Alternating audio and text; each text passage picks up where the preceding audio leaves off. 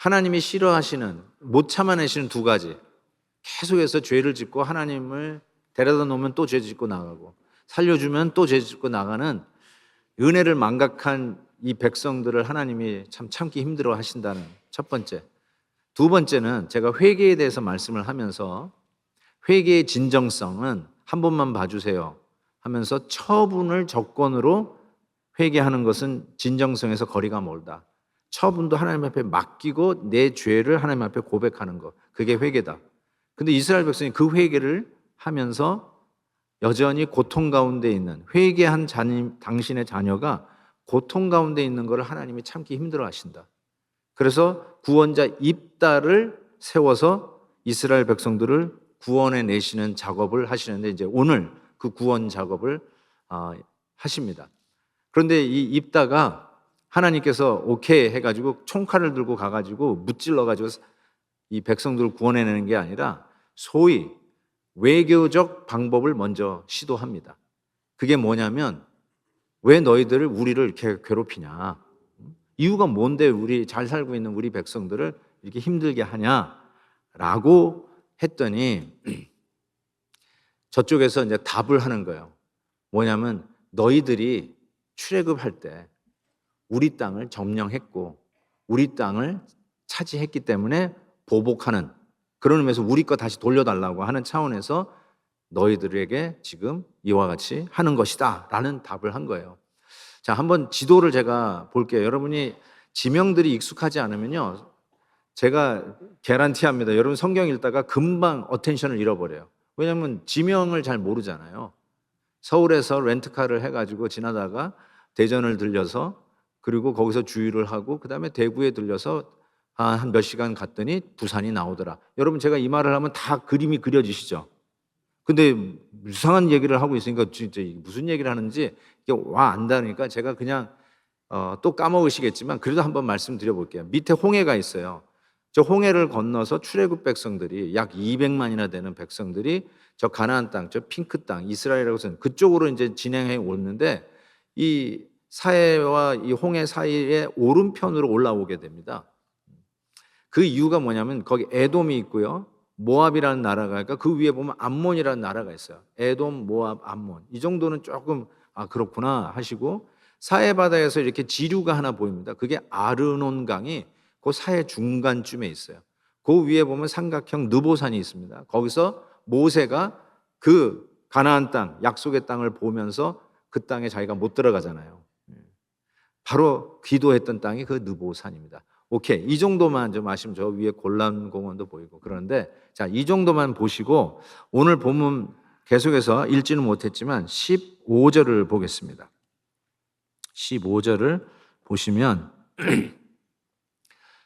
이렇게 이야기를 하는데, 뭘 얘기하냐면, 입다가 니들이 출애굽하면서 우리 땅을 점령했다고 얘기하잖아요, 이 암몬의 왕이. 그런데 그거를 팩트 체크를 해줘요. 그렇지 않다. 그러면서 이렇게 이야기합니다. 한번 저 지명을 알고 보시면 조금 더 그림이 그려질까 아닐까 싶어요. 15절, 그에게 이르되 암몬 왕에게 이르되 입다가 이같이 말하노라. 이스라엘이 모압 땅과 암몬 자손의 땅을 점령하지 아니하였다. 너희들 지금 점령했다고 그러는데 우리 그런 적 없다. 16절, 이스라엘이 애굽에서 올라올 때에 광야로 행하여 홍해에 이르고 가데스에 이르러서는 이스라엘의 사자들을 에돔 왕에게 보내어 이르기를 청하건대 나를 내 땅 가운데로 지나가게 하라. 좀 지나가게만 해주세요. 왜냐하면 그게 지름길이니까. 그랬더니 에돔 왕이 이를 듣지 아니하였고, 또 그와 같이 사람을 모압 왕에게도 부탁했지만 허락하지 아니하므로 이스라엘이 가데스에 머물렀더니, 18절 보세요. 그 후에 광야를 지나 에돔 땅과 모압 땅을 돌아서 모압 땅에 해 뜨는 쪽으로 들어가 아르논, 여기 아르논이 나오네요. 아르논 저쪽에 진을 쳤고, 아르논은 모압의 경계이므로 모압 지역 안에는 들어가지 아니하였으며, 19절, 이스라엘이 헤스본 왕 곧 아모리 족속 왕 시온에게 사자들을 보내어 그들에게 이르되 청하건대 우리를 당신의 땅으로 지나 이곳에 이르게 하라 부탁을 했어요. 퍼미션 받는 거죠. 그랬더니 20절에 시온이 이스라엘을 믿지 아니하므로 그 지역을 지나가지 못하게 할 뿐 아니라 그의 모든 백성을 모아 야하스에 진치고 이스라엘을 쳤다. This is the fact. 이게 역사적인 팩트예요. 그래서 먼저 이 소위 디플로매틱 접근을 하는 것이죠.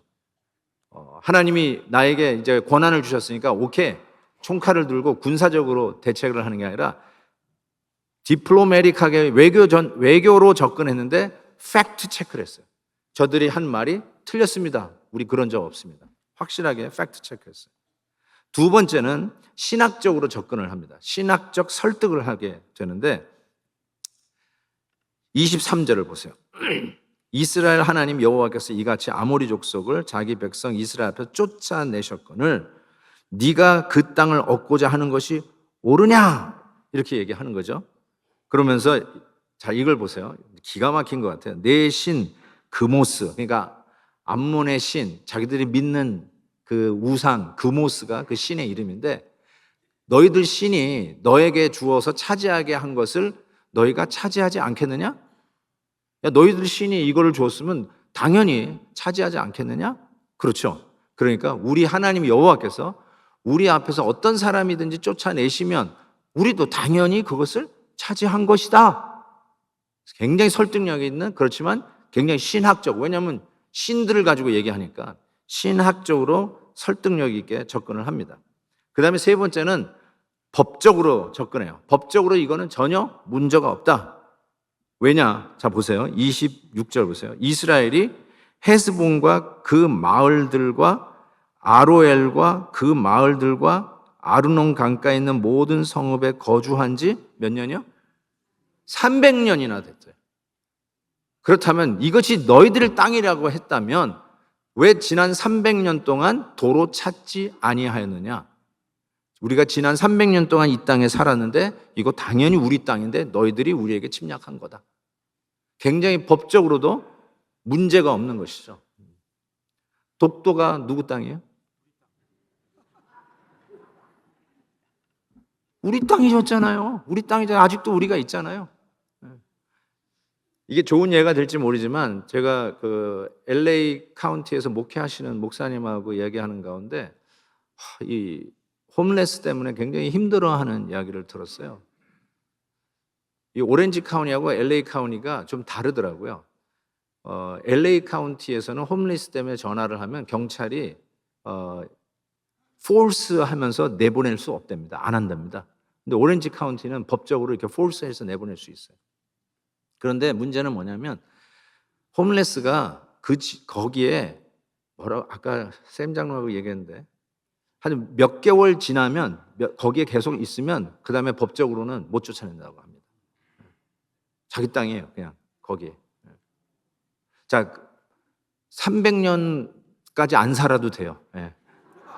우리 교회 마당에 우리 교회도 홈레스들 많이 찾아오거든요. 우리 교회 마당에 예를 들어서 홈레스가 이렇게 여기 너무 좋아가지고 저기 아지트가 있잖아요. 이 노란 지붕 밑에 거기에 쫙 해가지고 텐트 치고 거기서 홈레스가 이렇게 사는데 우리가 불쌍해서 그냥 놔두고 주일날로 올 때도 커피 막 갖다 주고 그렇게 해가지고 한 주, 두 주, 한 달 거기 있게 하면 어떻게 될까요? 쫓아내지 못합니다. 법적으로 쫓아내지 못합니다. 자, 그게 좋은 예는 아니지만 그런데 우리도 그렇게 하는데 300년을 살았는데 이제 와서 너희들 땅이니까 내놓으라고 하면서 쳐들어오는 것은 맞지 않다. 그래서 너희들이 알고 있는 팩트가 틀렸다. 팩트 체크를 해줬고 두 번째로는 신학적으로 너희들도 신이 땅을 차지하도록 허락을 했고 그 길을 열었다면 당연히 그 땅을 차지하고 살지 않겠느냐? 우리도 같은 접근이다.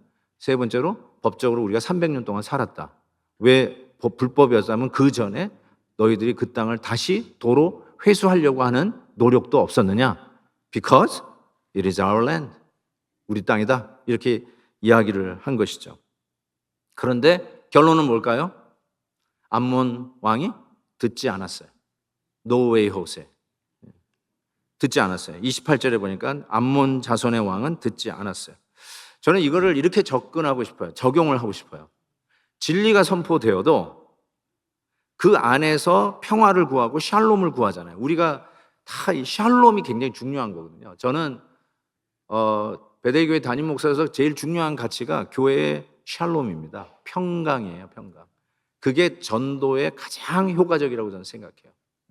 지지고 볶고 뭐 진리를 내세우면서 이게 옳다 그러다 그러면서 싸워봤자 한 영혼도 구원하지 못해요. 금방 소문납니다.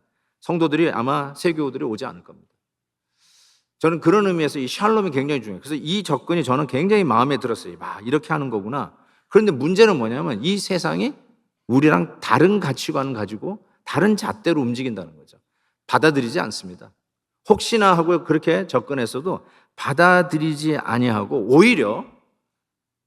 오히려 하나님의 이 거룩한 이 샬롬의 공동체를 깨기 위해서 세력화하고 선동하고 힘을 모으고 그러면서 하나님의 교회를 공격하는 이런 문제들이 생기기 시작해요. 그래서 힘들어요. 맞아요. 제가 그럴 때 그러면 어떻게 해야 될까라는 생각을 좀 해보게 되는데 베드로전서에서 그 방법을 발견하는데 예수님이라면 어떻게 할까 이런 생각으로 그 방법을 좀 찾아보니까 이렇게 얘기했어요. 예수님은 어떻게 했는가? 예수님은 죄를 범하지 않았어요. 좀 똑같은 입장이에요. 이 입다의 입장은 똑같아요. 우리가 잘못한 거 없어요. 죄를 범하지 않았어요. 그 입에 거짓이 없어요. 팩트 체크했어요. 거짓이 없어요. 욕을 당하시되 맞대어 욕하지도 아니하셨어요. 고난을 당하시되 위협하지도 아니하셨어요. 그리고 어떻게 하시냐면 이게 중요해요. 공의로 심판하시는 하나님 앞에 부탁했어요. 이것이 우리가 할 수 있는 최대의 방법이 아닌가. 공의로 심판하시는 하나님 앞에 맡기는 거예요. 여러분 억울한 거 당할 때가 참 많이 있잖아요. 우리 성도들이 교회 안에서는 서로 고소하지 말라고 하는 말도 있지 않습니까? 그렇다고 해서 여러분 자기의 권리를 찾지 말라는 뜻은 아닙니다만은 어쨌든 세상에 어떻게 다 공평할 수 있겠습니까? 참 억울하고 힘든 일들이 많이 있지만 예수님이라면 어떻게 할까? 예수님은 공의로 심판하시는 하나님 앞에 맡겼어요. 하나님이 하시는 거죠. 그러면 하나님이 틀림없이 하십니다. 저는 그거를 너무너무나 자주 봅니다. 이게 내가 해가지고 칼을 들고 가서 칼질할 게 아니다. 하나님 앞에 맡기는 것이죠. 그래서 21절에도 보니까 이렇게 돼 있어요. 이스라엘의 하나님 여호와께서 시온과 그의 모든 백성을 보세요. 이스라엘 손에 넘겨주셨어요. 이게 하나님이 하시는 방법이에요. 그래? 세상이 내 백성을 이렇게 공격한다고? 하나님의 손에 맡기니까 하나님께서 그들을 이스라엘 손에다가 붙여버리십니다. 자, 문제는 이제 여러분들이 이제 생각하실 수 있는 것이 오늘 주된 관심이죠. 혹시 본문을 읽으셨던 분들은 굉장히 궁금해 하시면서 오시지 않았을까. 그게 뭐냐면 드디어 이 입다가 일어나서 군사적인 방법을 이제 시도합니다. 왜냐하면 외교적인 방법이 실패했으니까 하나님이 하시는 대로 이스라엘의 손에 붙이시는 이 일들을 행하여서 나가는데 갑자기 이 입다가 형편없는 서원을 하는 것입니다. 형편없다? 말이 안 된다는 뜻이에요. 근거가 없다는 뜻이에요. 제가 보기에 적어도 우리 성도들이 지난 이 성경을 통해서 가지고 있는 우리 성경적 가치관으로 들여다볼 때 이게 말이 안 되는 서원을 하나님이 세우신 사사 입다가 말도 안 되는 서원을 한 것입니다. 무슨 서원을 했는가? 30절 보세요. 그가 여호와께 서원하여 이르되 주께서 과연 암몬 자손을 내 손에 넘겨주시면 내가 암몬 자손에게 평안이 돌아올 때, 암몬 자손에게서 전쟁에 이기고 평안이 돌아올 때에 누구든지 내 집 문에서 나와서 나를 영접하는 그는 여호와께 돌릴 것이니 내가 그를, 이게 무슨 소린가? 번제물로 드리겠나이다. 사람이 나를 영접하러 나오는 그 첫사람을 하나님 앞에 잡아서 번제물로 태워서 드리겠다는 거죠. 이 말도 안 되는 서원을 한 겁니다. 어쨌든 말이 안 되는 거니까 조금만 더 말이 안 되는 이야기를 해볼게요. 뭘 하냐면, 그런데 누가 맞이한 거예요? 여러분 알다시피 딸이 아버지의 승리를 맞이한 거예요. 자, 34절에 보니까 입다가 미스바에 있는 자기 집에 이 암몬 자손과 싸워서 승리하고 돌아올 때에 그의 딸이 소고 북을 들고 잡고 춤추며 나와서 이겼다, 우리 아빠가 이겼다 그러면서 춤추며 나와서 아빠를 처음으로 영접했어요. 그게 자기 딸인데 happen to be 무남 동료라. 꼭 이래. 예. 이게 우리 인생의 이런 드라마가 이렇지 않을까요? 딸이 10 중에 하나도 아니고, 물론 10 중에 하나라도 이게 기가 막힌 일이지만 아들도 없고 그냥 하나 있는 아이가 있는데 딸이 무남 동료였어요. 저는 이 무남 동료라는 말에 그냥 딱 꽂혀버리더라고요. 이거는 절대로 이렇게 할 수 있는 일이 아니다. 어떻게 하나님이 세우신 사사가 이런 말도 안 되는 형편없는, 그리고 성경적이지도 않고 하나님이 좋아하는 일도 아닌 것 같은데 이런 일을 할 수 있을까라는 질문을 던져야 됐어요. 그런데 이 고민은 우리가 항상 이게 영웅이 나오면, 이 영적 영웅이 나오면 그가 하는 일들을 전부 다 정당화하거나 합리화하려고 하는 노력들이 있어요. 이게 뭔가 있겠지. 그래도 이게 뭔가 좀 거룩한 것이 있겠고 우리가 본받아야 할 만한 메시지를 주는 게 있겠지, 이런 생각을 자꾸 하다 보니까 이거를 자꾸 포장하려고 하는 노력들이 지난 2000년 기독교 이 성경 해석에 이게 등장하더라고요. 예를 들어서 이런 거예요. 하나를 얘기하면, 여기서 하나님 앞에 서원한 그것은 사람을 잡아서 하나님 앞에 드리겠다는 게 아니라 동물을 잡아가지고, 양이나 염소나 이거를 잡아가지고 하나님 앞에 드리겠다는 서원이다. 그렇지만 만약에 그렇다면 그 다음에 나오는 말들이 이해 안 되는 게 너무 많이 있어요. 말이 안 맞아요. 그 뒤에 나오는 스토리들이. 왜 딸이 2달 동안에 나는 이제 처녀로 죽게 되었다 하면서 친구들과 함께 곡을 하고 2달 동안 곡을 하고 와서 번제물로 드려져야 됐으며, 그리고 이 마을 사람들이 1년에 그 기일을 기쳐서 3일 동안에 곡을 하는 이런 행사를 그 이후 계속 했는지, 이게 설명이 안 돼요. 동물 제사를 드렸는데 그렇게 할 수가 있나요? Doesn't make sense at all. 또 어떤 경우는 이렇게 타협을 하더라고요. 이거는 사람을 잡아 죽인 게 아니라 성전에서 예배를 드리기 위한 제사장으로 딸이 평생 시집 안 가고 드려진 것을 의미한다, 이렇게 얘기해요.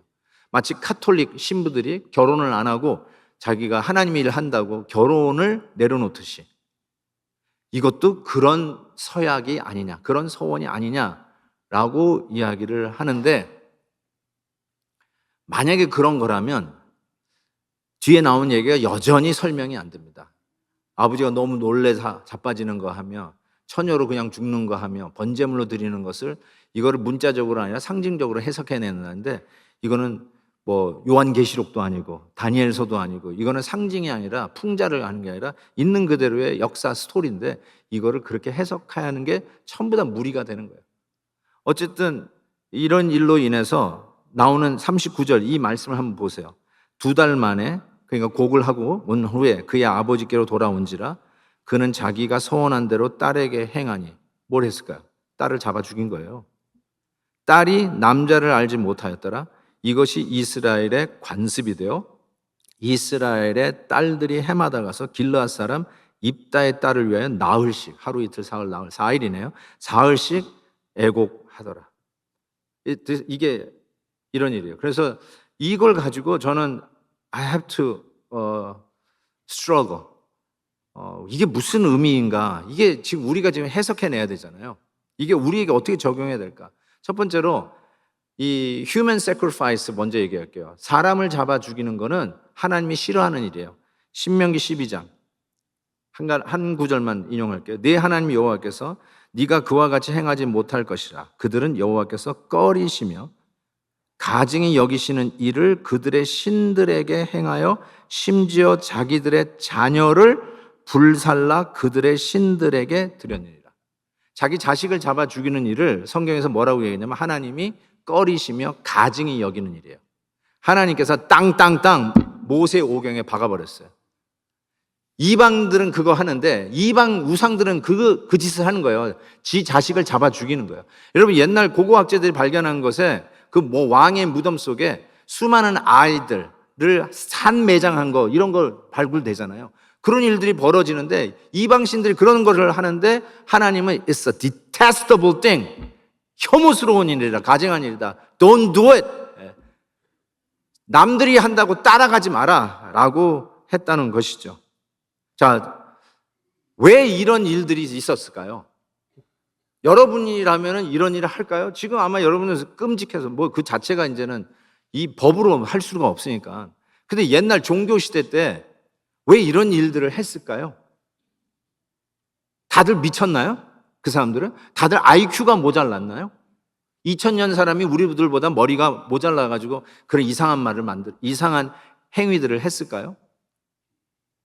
도대체 그들의 이런 행동을 하는 그 이유가 뭘까라는 생각을 해봤는데 자기 자식을 자기들이 믿는 신에게 바치는 행위는 인간이 할 수 있는 가장 고차원의 희생이에요. 내가 할 수 있는 가장 고차원의 희생. 안 그러겠어요? 어떻게 자식을 잡아 죽여요? 그 누구도 함부로 할 수 없는데 자식을 잡아 죽였다. 자기가 믿는 신에게. 이건 대단한 헌신이고 대단한 희생이라고 할 수 있을 거예요.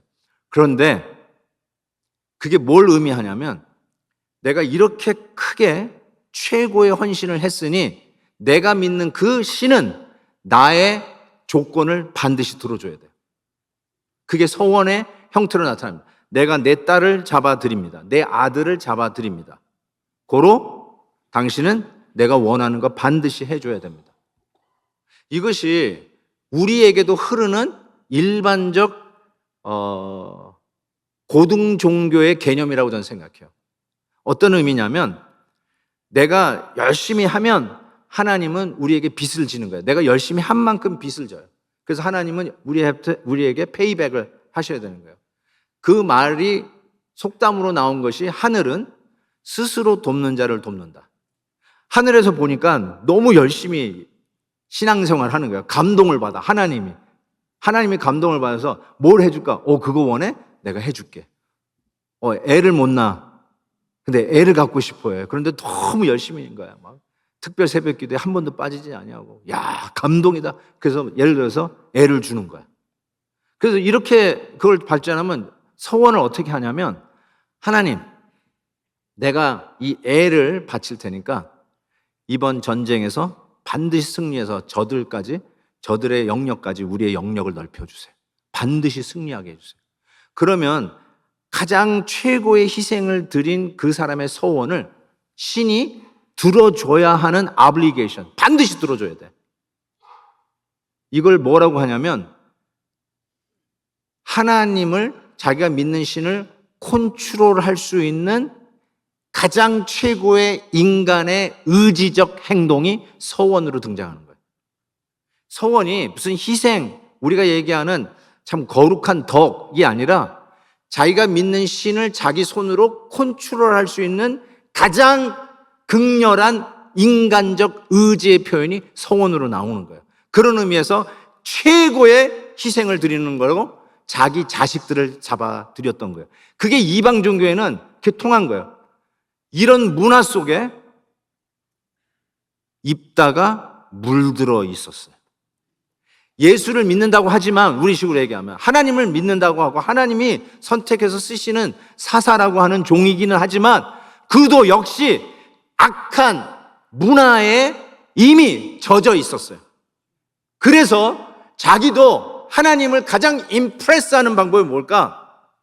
나를 영접하는 첫 사람을 하나님 앞에 human sacrifice, 그게 가장 하나님을 임프레스할 수 있는, 자기가 믿는 하나님을 가장 임프레스하고 감동시킬 수 있는 행동이라고 세상, 이방, 이 비성경적이고 하나님을 배반하는 듯 이 악문화에 이미 젖어 있었어요. 그래서 그 행동을 할 수밖에 없었어요. 자기도 모르게 그런 서원을 한 거예요. 로마서 12장 1절 2절에 보면은 이렇게 얘기해요. 너희 몸을 하나님이 기뻐하시는 거룩한 산 제물로 드리라. living sacrifice. 여러분, 여기서 living sacrifice가 굉장히 중요한 말이에요. 원래 sacrifice는 죽는 거예요. dead sacrifice. 살아있는 거 잡아서 드리는 거예요. 그런데 우리는 휴먼 세크리파이스로 산 사람을 잡아 죽이는 게 아니라 일주일 7일 7/24 먼데이 투 선데이 우리의 삶이 하나하나 말씀 속에서 순종하면서 걸어가는 리빙 세크리파이스로 하나님 앞에 드려져야 된다는 걸 이야기하고 있어요. 그러면서 이래요. 너희는 이 세대를 본받지 마라. 이 세대 이방 문화들, 세상이 주는 문화에 젖어 있지 마라. 그거 따라가지 마라. 너도 모르게 따라가는데 절대로 본받지 말고 마음을 새롭게 해라. Renew your mind. thinking을 바꿔라. 생각을 바꿔라. 그러면서 하나님의 선하시고 기뻐하시고 온전하신 뜻이 무엇인지 분별, discernment, 분별하도록 하라. 이게 우리가 이 시대에 살아가는 성도들에게 하나님이 주시는 요구사항이에요. You have to discern. 이 시대의 문화에 젖어 있지 마라 라고 하는 것이죠. 이 동성연애의 문제가 크리스찬과 크리스찬이 아닌 사람들의 전쟁이라고 생각하시는 분인데 그렇지 않아요. 크리스찬 안에서 있는 문제입니다. 목사가 됐어요. 그런데 버젓이 당연한 것처럼 얘기를 해요. 이게 우리 문화예요. 마치 하나님의 종으로 사사로 쓰여지는 입다가 버젓이 자기 딸을 휴먼 세크리파이스를 하나님 앞에 드리는 게 최고의 예배라고 생각해요. 만약에 이거를 드리지 않으면 그는 이렇게 생각했을 거예요. 왜냐하면 그게 고등종교의 마인셋인데 자기가 서운한 대로 안 하면 하나님이 나를 저주할 것이다. 내가 하는 일 다 망하게 해가지고 결국은 뭐 쉽게 우리 식으로 신학교 가게 할 것이다. 내가 서운한 대로 안 하면 결국은 우리 애 암에 걸려가 해서라도 당신이 서운한 대로 하는 걸 억지라도 시킬 것이다. 서운한 대로 안 하면 하나님이 믿는 신이 나를 저주할 것이라고 하는 생각 때문에 이 일을 울며 겨자 먹기로 했을 거예요. 저주 안 받으려고. 근데 마찬가지로 당연히 자기네들이 하는 것이 옳다라고 생각해요. 누가요? 크리스천들이 같이 예배 드리는 사람들이. 누가요? 목사가. 인클루시브 바이블이라고 그게 뭔지 아세요? 하나님을 아버지라고 부르는 거를 전부 다 지웠어요. 왜냐하면 그건 남성이잖아요. 젠더 모든 게 인클루시브 해야 돼요. 그리고 하나님을 he이라고 쓰는 거를 전부 다 없애고 it로 바꿨어요. 그게 포괄적 성경 번역이에요. 제가 왜 이것을 예로 드리냐면 제가 진짜 말씀 가지고 씨름하다가 이걸 어떻게 적용했지 우리가 그런 게 있나라고 생각했는데 있더라고요. 아니 입다가 어떻게 이런 형편없는 짓을 했을까 생각을 하면서 고민을 하는데 우리가 지금 이걸 하고 있잖아요. 우간다 이번에 선교팀이 다녀오셔서 어떻게 이렇게 보게 됐어요. 너무 힘들었다고 그러시더라고요. 육체적으로 아주 너무너무 고생을 많이 하셨더라고요. 특히 우간다는 우리 장애인 사역을 도와주러 간 거 아니에요. 근데 돌아오자마자 저에게 그 소감을 얘기하면서 너무 힘들었어요. 그러면서 그 다음에 이제 우리 여기서 우리 베델교회에 하시는 우리 성도님들은 너무 행복한 거예요. 뭐 예를 들어서 우리는 너무 좋은 데 살아요. 이렇게 나올 줄 알았더니 이렇게 얘기하시더라고요. 목사님, 우리는 죄 짓고 있는 거예요. 딱 그러시더라고요. 첫 마디가 그거예요. 그게 무슨 말씀이세요? 그렇게 힘들고 어렵고 무더위에 곤충들하고 모기들과 싸우면서 말라리아하고 싸우면서 그렇게 예배를 드리는 그 현장에 있다 보니까 우리가 여기에서 에어컨이 뚝뚝 떨어진 데 앉으면 춥다고 야단이고 에어컨이 안 들고 망가지면 덥다고 야단하는 게 그게 단순한 불평이 아니라 죄 짓는 거예요 하고 확 느껴지는 거라는 거예요. 이런 거구나. 그러니까 우리도 모르게 우리는 그냥 단순히 환경에 리액션 했다고 생각할 수 있잖아요. 그게 우리 문화예요. 컴플레인 문화에 우리도 모르게 적셔져 있어요. 내 뜻대로 안 되면 견디지를 못해요. 그게 우리 문화예요. That's our culture. 거기에 우리가 배어 있는 거예요. 그러면서 교회 나오고 그러면서 하나님을 섬긴다고 하는 것이 우리들 아니에요. 그런데 실제로 죄를 짓는 거죠. 민감도가 살아나는 것이죠.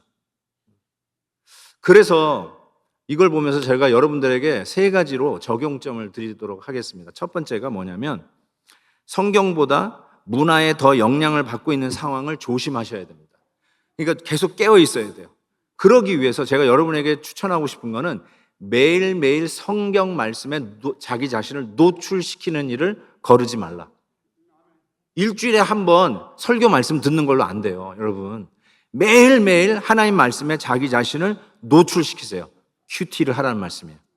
말씀으로 매일 나 자신을 들여다보는 거예요. 말씀은 조명이잖아요. 조명. 조명이 비춰져야 죄가 보여요. 조명이 비춰져야 내가 하는 것이 단순한 리액션이 아니라 죄 짓는 거라는 것을 깨닫게 되고, 문화가 주는 이 바이 프로덕트, 부산물을 내가 생성해내는 신 팩토리가 되지 아니하고, 하나님의 말씀을 들여다보면서 이게 우리가 회개해야 될 죄를 짓고 있었던 게 이게 민감하게 와닿기 시작하는 거예요.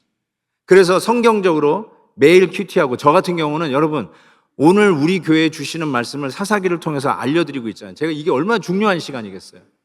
제 개인적인 의견을 피력하는 시간이 아니잖아요. 오늘 우리 교회에 하나님이 주시는 말씀, 사사기를 방북해 하는, 자기 소견에 옳은 대로 행하는 이 시대에, 그래서 버젓이 목사가 되면서도, 예수를 믿는다고 교회 안에 바글바글 모여 있으면서도 동성연애가 하나님의 뜻이냐 이야기하는데, 이 컬처에 아예 몰입돼 가지고 적셔 있어서 하나님 앞에 득죄하고 있는 자신을 모르는 이 영적 어둠의 시대에 우리가 어떻게 살아야 되는가를 깨우쳐야 돼. 저는 다른 방법이 없네요. 매일매일 자기 자신을 하나님 말씀에 노출시켜라. 그래서 교회적으로 이렇게 부흥회를 하면 여러분 그냥 또 행사라고 생각하지 말고, 정말 하나님께서 우리 교회적으로 말씀에 다시 우리를 노출시키는구나. 우리 자녀들도 말씀 앞에 또 노출시키는구나. 그래서 우리 영적인 이 업그레이드를 위해서 하나님이 하시는 일을 믿고 부단 없이, 중단 없이 자기 자신을 매일 하나님 말씀에 노출시키십시오. 말씀이 우리의 길에 조명이 될 것을 분명히 믿습니다. 두 번째는 은혜의 하나님을 믿고 가야 됩니다. 제가 왜 이렇게 타이틀을 붙였냐면, 아까도 얘기한 것처럼 왜 입다가 그럼 잘못된 소원했으면 안 하면 될 것 같은데 왜 굳이 그 딸을, 그것도 무남 동료 딸을 죽여가지고 하나님 앞에 번제물을 드린다면서 하나님이 싫어하는 그 짓을 했을까? 저주받을까 봐. 복음의 스트럭처를 모르는 거예요.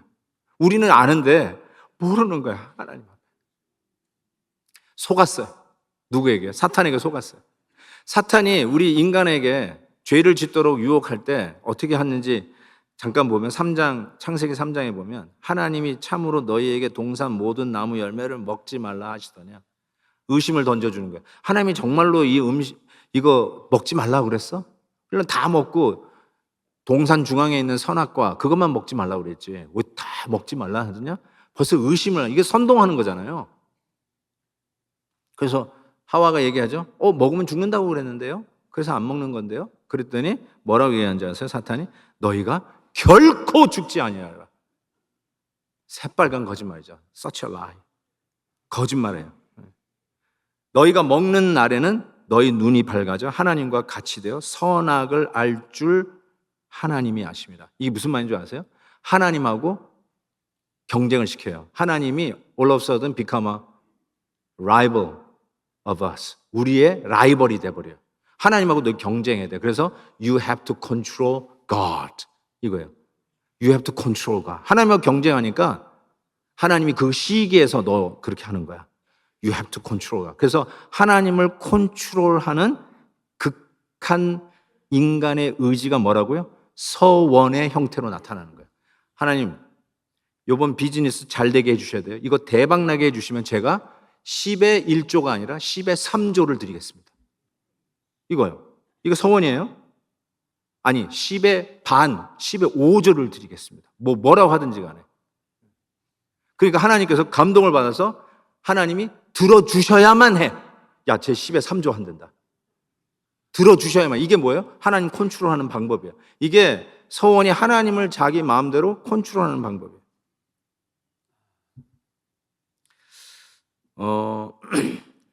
그래서 자기의 의로 10의 3을 드리겠다, 10의 5를 드리겠다. 자기의 이런 선행 혹은 자기의 어떤 의롭고 희생적이고 거룩한 행동이라고 브랜드화할 수 있는 행동을 가지고 하나님을 컨트롤하려고 하면 결국 그것은 하나님의 교회를 망칩니다. 하나님의 body of Christ, 교회를 예수님의 몸이라고 성경에서 얘기해요.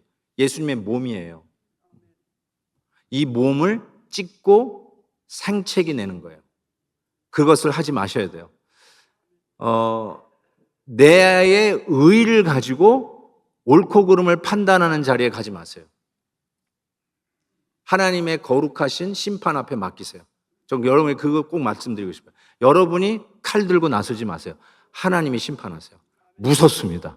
전 그걸 믿어요. 하나님을 믿으세요.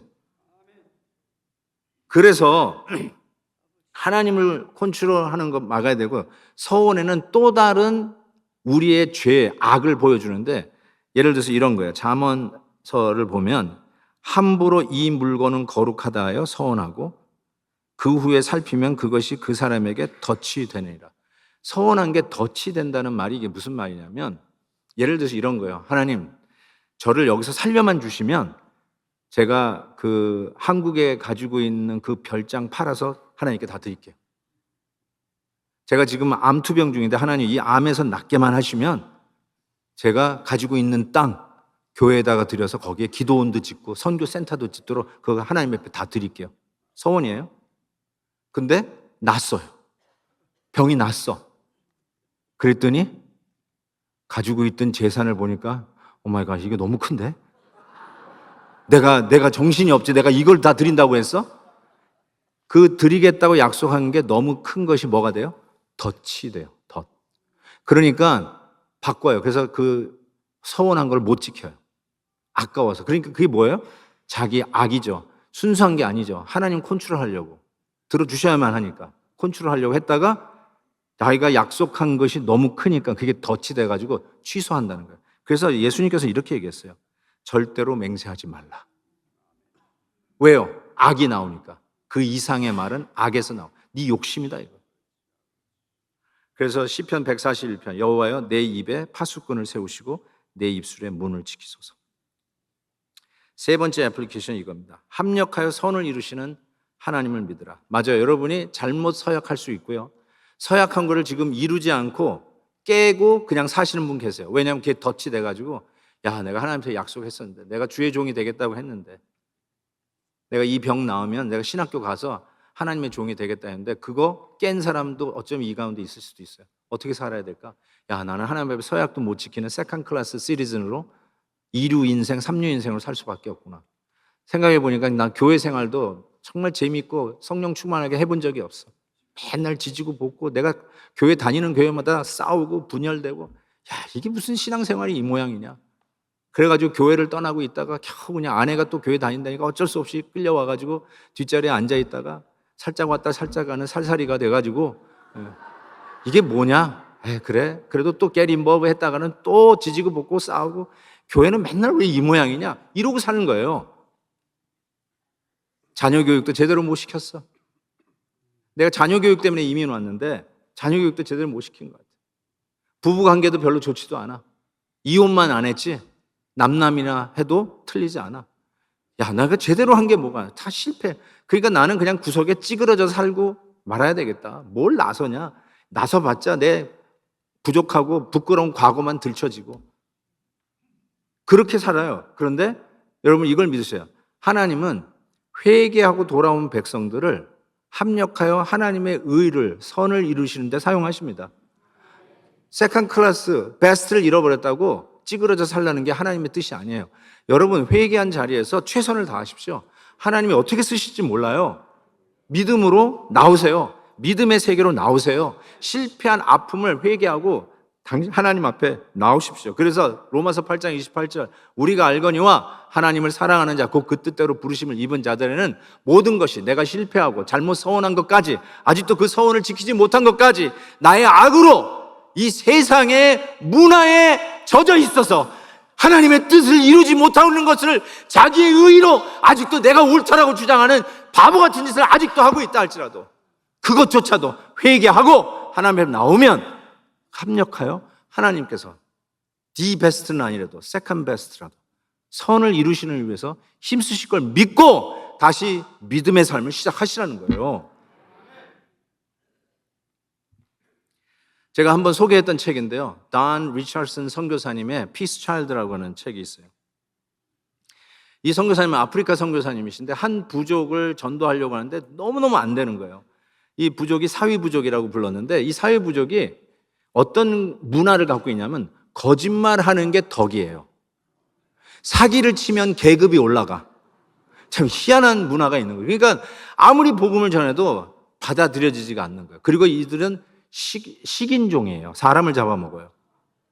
그래서 결국은 포기하고 돌아서려고 했는데 이 사위 부족이 이웃 해남 부족하고 싸움이 붙었어요.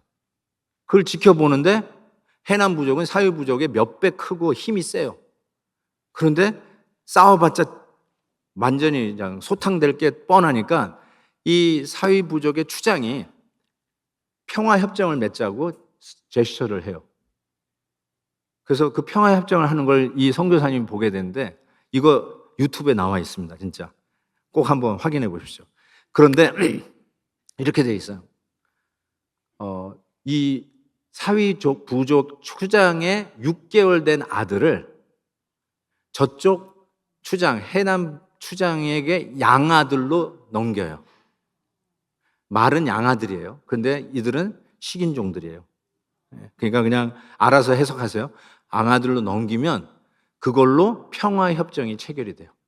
그래서 그 맡긴 아들을 6개월 된 이 사위 부족 추장을 저쪽에게 넘기는 그 아이를 뭐라고 부르냐면 Peace Child라고 불러요. 화해의 아이라고 불러요. 그거를 이 선교사님이 딱 보고 나서 다시 이거 희망이 있다 해가지고 그 식인종 사위 부족에게 계속 복음을 전하는데, 우리는 서로 싸우고 사기치고 거짓말하고 저주받아야 마땅할 우리들을 위해서 거룩하신 하나님이 우리에게 벌을 내리는 게 아니라 우리와 화해하시려고 무남 동료, 입다는 무남 동료지만 독생자 아들 예수 그리스도를 우리에게 주셨다는 거예요. 고로 하나님과 우리는 화해할 수 있다. And Jesus Christ is the peace child that God has given to us as a gift. 그걸 설명하면서 이 부족을 하나님 앞으로 인도한 정말 역사적인 그 드라마와 같은 이야기가 바로 이 피스 차일드 단 리처슨 선교사님의 글에 남겨져 있습니다. 사랑하는 성도 여러분, 모든 것이 합력하여서 선을 이룬다는 걸 믿습니다. 우리의 실패에 스스로를 저주하고 제한하고 속된 표현으로 찌그러져 있지 마세요. 다시 회개하고 주의 길을 감당하십시오. 믿음으로 감당하실 때 우리 하나님께서 이 시대에 하나님의 귀한 일들을 이루는 일꾼으로 세워주실 것을 분명히 믿습니다.